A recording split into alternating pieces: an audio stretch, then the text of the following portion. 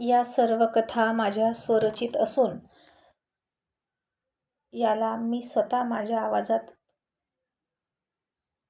Record केलं आहे, त्यामुळे कृपया कुणीही कॉपी करण्याचा प्रयत्न करू नये. सरद या कंपनीच्या सीईओने आर्यनला अडचणीत आणण्याचा पूर्ण प्लॅन केला होता, कारण जर आर्यन निर्दोष सिद्ध झाला तर सरद या कंपनी रसातळाला जाणार होती आणि दोघांपैकी कोणातरी एकाचंच अस्तित्व तिथं राहणार होतं. मग त्यामुळे आर्यनलाच मार्गातून हटवण्याचा त्यानं प्लॅन केला. त्याला आता अशा मुलींची गरज होती ज्या आर्यनवर त्यानं आम्हाला सेक्शुअली हॅरॅश केलं असा आरोप बेधडकपणे करणार होत्या. आणि मग असे खोटे आरोप करताना त्या मुली फार पोहोचलेल्या असाव्या लागतात, कारण नंतर आर्यन त्यांना सुद्धा चेक करणारच हे त्याला माहीत होतं. त्यामुळे आता त्यानं काही मुलींना बोलावलं इंटरव्ह्यूसाठी आणि सरळ त्यांना पैशाचं आमिष देऊन म्हणाला, तुमच्यापैकी जी जास्तीत जास्त कपडे उतरेल, माझ्यासमोर येईल, तिची जॉब पक्की. आणि आता हे ऐकलं आणि मुली चकितच झाल्या. तसं त्या सीईओनं आणखीन पैसे वाढवले आणि म्हणाला, ही फक्त तुमची आजची दिवसाची सॅलरी आहे.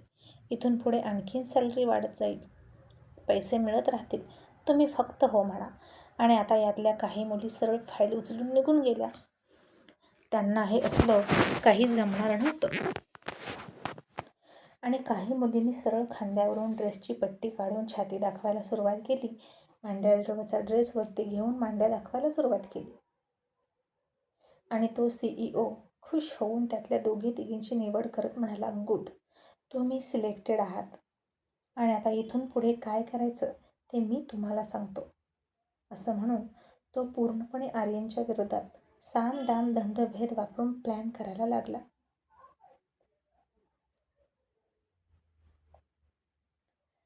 आणि आता इकडे आर्यनने सुद्धा लोणावळ्यामधल्या मुलींचे मोबाईल काढून घेतले होते आणि त्यांना जयनं दुसरे मोबाईल दिले होते. त्या मोबाईलवरून त्या घरी बोलत होत्या फक्त, आणि घरच्यांना दिलं असा वाटत होता की आपली मुलगी सुखरूप आहे. पण कुठे आहे हे मात्र सांगण्याची परवानगी नव्हती आणि त्यामुळे त्यांच्यापर्यंत कोणीही पोचू नये म्हणून ही सगळी खबरदारी घेतली होती. आणि आता दुसऱ्या दिवशी अर्जुनच्या ऑफिसच्या बाहेर पुन्हा मीडिया जमली, कारण त्यांना आता अर्जुन जज असल्यामुळे त्याच्याकडून काय ते समजणार होतं. आणि अर्जुनला प्रश्न करण्यात आले की आर्यन देसाई वर्सेस सरदिया कंपनी या केसमध्ये काही इम्प्रूव्हमेंट आहे की नाही. जनतेला काहीतरी कळालं पाहिजे अर्जुन सर, तुम्ही काहीतरी सांगा. आणि अर्जुन म्हणाला, अजून तरी माझ्यापर्यंत दोन्हीही पार्टी त्यांचे पुरावे घेऊन पोहोचल्या नाहीत. आणि आता मी दोन्ही पार्टींना फक्त 4 दिवसांची मुदत देतो. या दरम्यान त्यांनी आपलं म्हणणं खरं करून दाखवावं विथ प्रूफ, नाहीतर मी फायनल डिसिजन घेऊन टाकेन.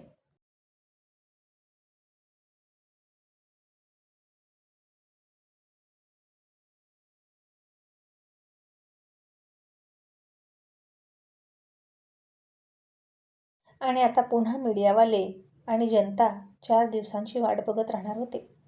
आणि सरोदियानं आता त्याच्या सीईओनं त्या मुलींना सगळं पढवलं आणि आर्यन देसाईनं वेळोवेळी आम्हाला लॉजवर बोलावलं, हॉटेलवर बोलवलं आणि आम्हाला धमकी देऊन मजबुरीनं शारीरिक संबंध ठेवायला भाग पाडलं असा जबाब द्यायचा असं सांगितलं.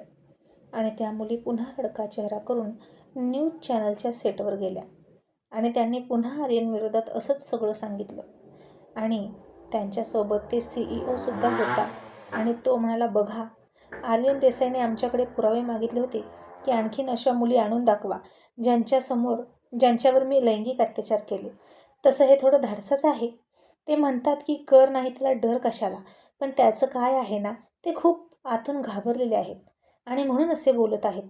आणि त्यांनी आम्ही केलेल्या आरोपाला लगेच प्रत्युत्तर नाही दिलं. पूर्ण 24 तासाचा गॅप घेतला आणि मनाची फार तयारी केली आणि तेव्हा कुठं ते समोर आले मीडियाच्या. आणि त्यांनी इतका वेळ घेतला यावरूनच कळतं की ते दोषी आहेत, नाहीतर स्वतःवर होणारे आरोप इतके कोण सहन करत बसत नाही ना. आणि आता हे ऐकलं आणि तन्वी म्हणाली, बघ अर्जुन, मी तुला म्हणत होते की या आरोपांना लवकरात लवकर आर्यननं प्रत्युत्तर देणं गरजेचं आहे, नाहीतर त्याला दोषी ठरवलं जाईल. आणि आता सरोदिया तसंच करतोय.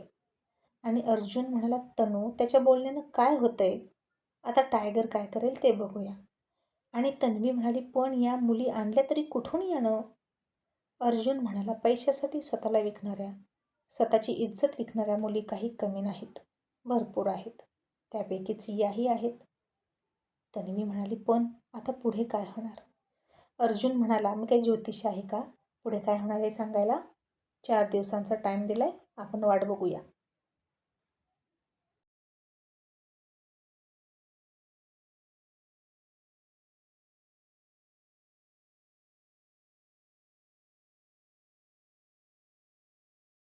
आता सरदियाच्या बोलण्यावर पुन्हा सगळेजण आर्यनला प्रश्न करायला लागले. तुम्ही सरदिया कंपनीला तर चॅलेंज केलं होतं, ते त्यांनी ॲक्सेप्ट केलं आणि त्या मुली शोधूनच काढल्या बघा. आणि आता तुम्ही उत्तर द्या. त्या मुली रडतात मीडियासमोर येऊन. याचा अर्थ हे सगळं खरं आहे.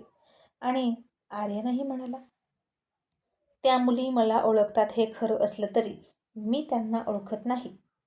आणि कसं आहे ना, माझा चेहरा फेमस आहे. त्यामुळे कोणीही काहीही येऊन बोलेल आणि मी मान्य करेल असं होणार नाही. माझ्यावरचे आरोप सिद्ध करण्यासाठी. आणि या मुली त्याच आहेत ज्यांचं मी शारीरिक शोषण केलं, त्यासाठी प्रूफ पाहिजे. म्हणजे मी यांना कोणत्या हॉटेलवर घेऊन गेलो, कोणत्या लॉजवर घेऊन गेलो, त्याचं CCTV फुटेज असेल किंवा रेकॉर्डमध्ये रेकॉर्ड असेल. आणि सगळ्यात महत्त्वाची गोष्ट म्हणजे मी कोणत्या कंपनीसोबत प्रोजेक्ट करत होतो आणि मी कोणत्या कंपनीकडून या मुलींची मागणी केली आणि या मुली कोणासाठी काम करतात हे मला दाखवा. आणि आता हे ऐकलं, आर्यननं सरळ सरळ पुन्हा त्यांना चॅलेंज केलं आणि सरदियाच्या पायाखालची जमीन सरकली. कारण पुन्हा आर्यननं त्याच्या हुशारीनं त्यांनाच कामाला लावलं होतं आणि तो मात्र निवांत होता. आणि ते लोक आता जास्तीत जास्त खोटे पुरावे करण्याच्या नादी लागायचे आणि आर्यन त्यांचा पिच्छा करत तेच पुरावे गोळा करायचा आणि त्यांची चूक पकडायचा. आणि त्या मूर्ख CEOला कळत नव्हतं की आपण कोणाच्या नादी लागलो. विनाशकाले विपरीत बुद्धी असंच म्हणावं लागेल, दुसरं काय. खिलाडियों के खिलाडी, शातीर दिमाग, चीते की चाल और बाज की नजर. आणि असे खेळ पावलोपावली खेळणाऱ्या अर्जुनचा मुलगा होता तो. त्याचं बोट पकडून सगळी रणनीती, युद्धनीती आणि डावपेच शिकला होता आर्यन. आणि त्या आर्यनच्या नादी लागला होता हा सरदिया आणि तो CEO. आणि खरंच अर्जुन म्हणतो तसा आर्यनचा जलवा दिसायला सुरुवात झाली होती. पण कोणताही भडकपणा न करता, मारामारी न करता आर्यन हे युद्ध फक्त डोक्यानं लढत होता. आणि अर्जुनला आर्यनमध्ये हाच बदल घडवायचा होता आणि तो बदल आता दिसत होता. कारण बरीचशी युद्ध मारामारी न करता फक्त डोक्यानं जिंकली जाऊ शकतात हे अर्जुनला माहीत होतं. कारण तो खूप वेळा असंच करायचा. आणि गरम खून असणाऱ्या आर्यनला कुठंतरी हे शिकवणं गरजेचं होतं. त्याचा राग तर अर्जुनपेक्षा भयंकर होता आणि मारामारी केल्याशिवाय तो उतरत नव्हता. आणि आर्यनमध्ये सुद्धा डोक्यानं युद्ध करण्याची क्वालिटी आहे हे कधी ना कधी दिसणं खूप गरजेचं होतं. आणि मुलांना कधीतरी स्वतःच्या लढायला शिकवलं पाहिजे. स्वतः फाईट करायला शिकवलं पाहिजे. कुठपर्यंत बापाचं बोट धरून चालणार नाही का? आयुष्यात एक वेळ अशीही येते की जेव्हा स्वतःच्या लढाया स्वतः लढाव्या लागतात. आणि खरे पालक, खरे आईवडील तेच असतात जे आपल्या मुलांना अशी आयुष्याची लढाई लढण्यासाठी तयार करतात. नाहीतर उगीचच करोडो अरबो रुपयांची संपत्ती जमवून ठेवणं याला चांगले पालक म्हणत नाहीत. आणि आता इकडं तो CEO या हॉटेलमध्ये जा, त्या हॉटेलमध्ये जा, इतके पैसे देतो, खोटे रेकॉर्ड तयार करा, खोट्या सह्या घ्या असं म्हणायला लागला. पण आता कोणीही ते करायला तयार होत नव्हतं. हे सगळे पुरावे खोटे तयार करणं खूप अंगलट येणार होतं. कारण पोलीस उद्या हॉटेलमध्ये येतील, सगळे चेक करतील आणि आपण यात पडायला नकोच म्हणून कोणीही त्याची मदत करेना. शहरातले हॉटेलवाले आणि सरदिया आणि CEO आता काय करावं म्हणून वैतागले. आणि त्यांचा एक दिवस तर असाच निघून गेला. उरले फक्त 3 दिवस. आणि मग आर्यन आज खुशीतच घरी आला. रियानं त्याला गरमागरम कॉफी दिली आणि आर्यन म्हणाला, आत्तू मॉम कुठे आहे? रिया म्हणाली, परीकडे गेले आहेत. तिची चोर ओटी भरण्याचा कार्यक्रम आहे ना. मग अस्मिताचा फोन आला होता, नेहासोबत गेले आहेत आणि मी स्वीटीसाठी घरी थांबले. आणि आर्यन म्हणाला, आतू मग स्वीटीची ती चोर ओटी भरली का नाही गं? रिया म्हणाली, भरली तर, पण चोर ओटी भरताना चोराला सांगायचं नसतं, म्हणजेच तुला. आणि आर्यन हसून म्हणाला, अच्छा असं काय. मग आता दुसऱ्या दिवशीची सकाळ झाली आणि इकडे संग्रामने मधूसाठी मस्त ब्रेकफास्ट बनवला आणि तिला खोलीमध्ये घेऊन गेला. ते सगळं ती थकलेली होती, कारण तिला पिरियड आले होते आणि म्हणून संग्राम तिची सेवा करत होता. आणि ती उठली आणि त्यानं खिडकीवरचे पडदे बाजूला सरकवले. तशी सूर्याची कोवळी किरणं आतमध्ये आली आणि मधूच्या अंगावर पडली आणि तिनं लाडात येऊन उठून दोन्ही हात त्याच्या दिशेनं पसरले. तो तिला मिठीत घेऊन म्हणाला, गुड मॉर्निंग. आता कसं वाटतंय? आणि मधू म्हणाली, टू मच बेटर. आणि हे काय, तू का किचनमध्ये गेला? संग्राम म्हणाला, मधू, लग्न झाल्यापासून तू माझं टॅलेंट संपवून टाकतेस बरं का. मला करू दे ना तुझ्यासाठी काहीतरी. तू माझ्यासाठी किती केलं. आणि मधू म्हणाली, नाही, मी हे सगळं तुझ्यासाठी नाही तर माझ्यासाठी केलं. पण संग्राम, तुझ्या घरचे तुझ्यासोबत राहत नाहीत याचं तुला वाईट वाटत नाही ना? संग्राम म्हणाला, अजिबात नाही. माझ्या घरचे जर व्यवस्थित असते तर तू त्यांना अजिबात दूर घालवलं नसतं, हे मला माहीत आहे. उलट तुझ्या प्रेमाच्या ते लायकीचे नाहीत. आणि मधू, तुला माहीत आहे का, असं म्हणून त्यानं नयना किती सुधारली हे सांगितलं सगळं. आणि मधू चकित होऊन म्हणाली, काय, इतका सगळा बदल झाला तिच्यामध्ये? पण माझ्या बाबतीत तिचं मत सुधारले की नाही काय माहीत. संग्राम म्हणाला, नाही सुधारू दे, त्यानं आपल्याला काही फरक पडायला नको. उलट ती आपल्यापासून जितकी दूर राहील तितकंच बरं आहे. आणि मम्मी तर काही अजूनही अर्जुन सरांना शिव्याच घालते, दादा सांगतो ना मला. आणि आता आर्यन सरांवर असे आरोप होत आहेत तर मम्मीला छान वाटते. आणि मला ना माझ्या मम्मीचा हा स्वभाव नाही आवडत. इतर दुःखात असले की तिला आनंद होतो आणि मला लाज वाटते तिला माझी मम्मी म्हणून घेताना.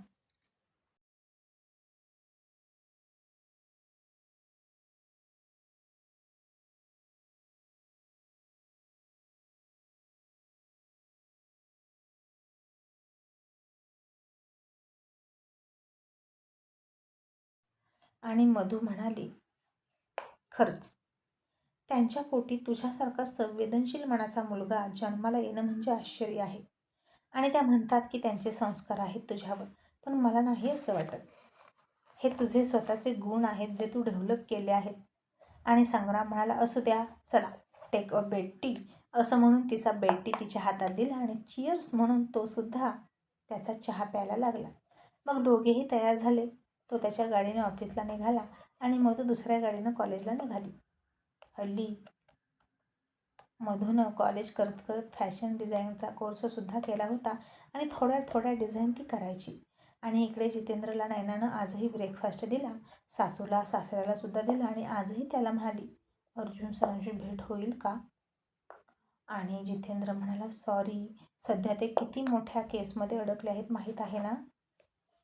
त्यांच्या स्वतःच्या मुलावर आरोप झाले आहेत आणि अशावेळी त्यांची कोणालाही भेटण्याची मनस्थिती नसणार. ते फक्त आणि फक्त फॅमिलीतल्या लोकांना भेटतात. आणि हे ऐकलं तसं नयना गप्प झाली आणि ती दुपारी मार्केटमध्ये गेली. नेमकं तिला मधू दिसली आणि मधू माझी हेल्प करेल का? जर मी तिला म्हणाले की मला अर्जुन सरांशी भेटायचं आहे तर अर्जुन सर नक्की मधूकडे येणार एका पायावर.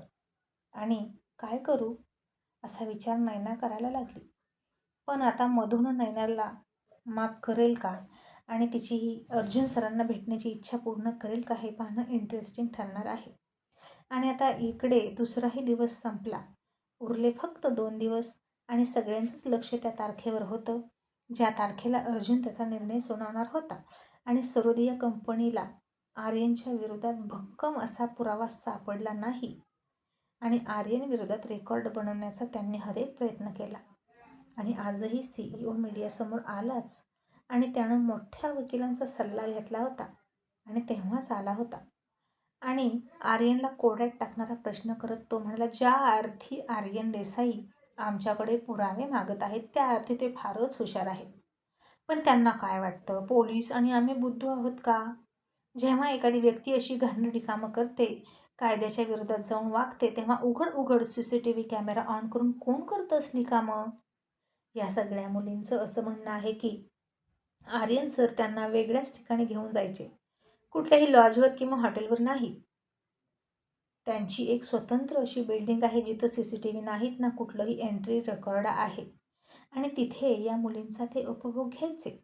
आणि आता त्यांच्यासारख्या श्रीमंत व्यक्तीचं या शहरातच काय अख्ख्या देशभर जगभर कुठे कुठे प्रॉपर्टी असतील काय माहीत. असा पलटवार सरोदियाच्या CEOने केला आणि पुन्हा आर्यनवर प्रश्नचिन्ह उभं राहिलं. आणि हे असू शकतं. सरोदियाच्या बोलण्यात दम आहे असं सगळ्यांना वाटलं आणि पुन्हा बाजी सरोदियाच्या बाजूनं पलटली आणि आर्यन निरुत्तर झाला आणि काय उत्तर द्यावं त्याला कळेना. आणि आता काय होईल पुढं पुढं काय लिहावं हे मलाही कळेना. आर्यन कसं उत्तर देईल हे पाहणं इंटरेस्टिंग ठरणार आहे. तुमच्याकडे काही आयडिया असतील तर कमेंट्स करून नक्की सांगा. Thank you so much.